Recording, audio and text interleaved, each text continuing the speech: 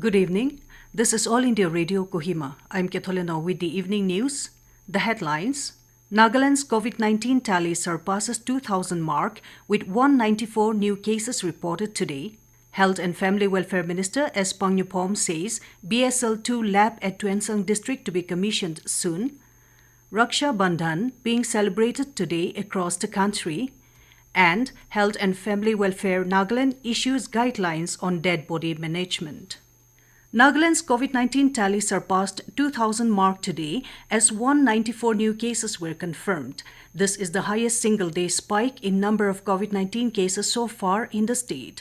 Health and Family Welfare Minister S. Pangnupom in a tweet said, of the new cases reported today, 136 are from Dimapur, 36 from Zoniboto, and 22 from Kohima. He also said that necessary contact tracing have been activated and all primary contacts are under self-isolation. The state has now a total of 2,129 cases, out of which 1,473 are active, while 648 have recovered. So far, 4 people have succumbed to COVID-19. Union Health and Family Welfare Ministry today said a total of 11,86,203 people have recovered from coronavirus infection in the country so far. In the past 24 hours, 40,574 recoveries were reported across the country. With this, the recovery rate reached 65.76% and case fatality rate has further declined to 2.11%. Health Ministry said a total of 52,972 new cases of COVID-19 were reported in the country in one day, taking the total number of cases to 18,03,695. Presently, the total number of active cases in the country is 5,79,357. In a single day, 771 deaths were reported, taking the nationwide toll to 38,135.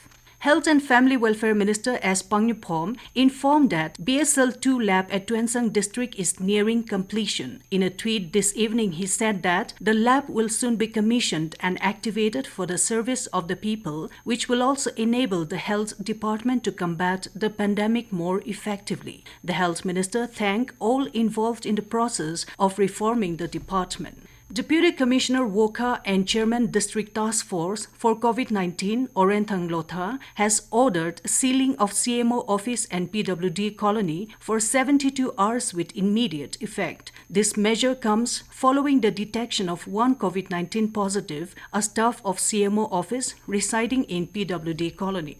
J. Deep Badnagar, an Indian Information Service officer of 1986 batch, has taken over the charge as Director General, News Services Division of All India Radio. Badnagar had earlier served in various positions in Prasar Bharati, including as its West Asia correspondent and in the Press Information Bureau. He replaces Ira Joshi, who superannuated as Principal Director General, AIR News, on 31st of last month. You're listening to the news from All India Radio, Kohima.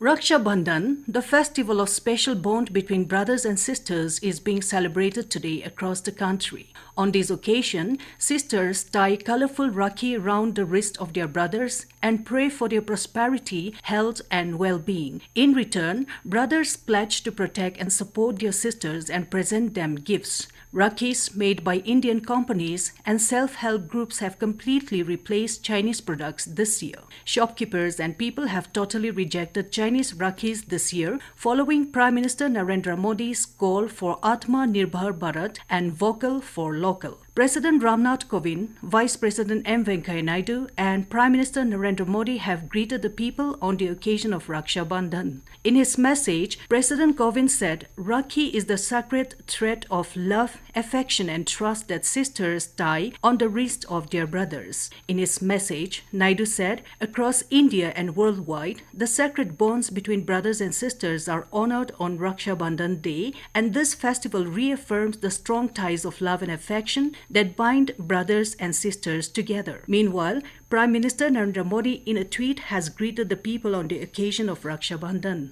Health and Family Welfare Nagaland has said that there is no increased risk of COVID-19 infection from a dead body to frontline workers or family members. Issuing guidelines on dead body management, the department informed that after placing the body inside leak leak-proof body bag and coffin, frontline workers will hand over the coffin to family members who can accept the coffin for normal burial or cremation. However, it advised not to reopen the coffin, and routine safety precautions like wearing masks, maintaining social distancing, and washing of hands need to be followed. The Health Department added, once the body is buried or cremated, it does not have any health or environmental hazard.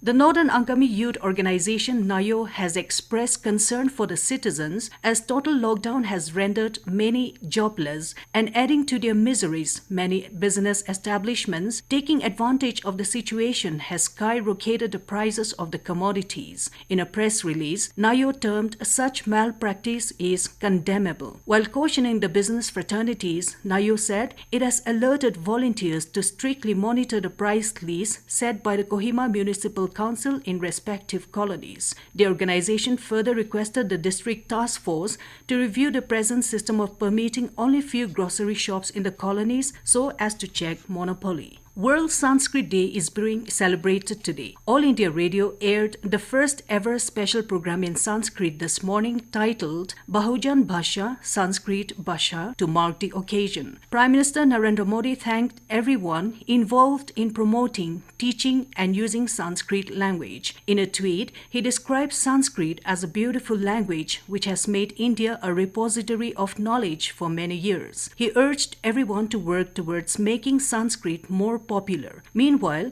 Union Minister Prakash Javadekar has greeted the nation on the occasion. In his message, Javadekar said ancient texts of India like the Vedas were composed in Sanskrit. The minister said Sanskrit language is the mother of many other languages.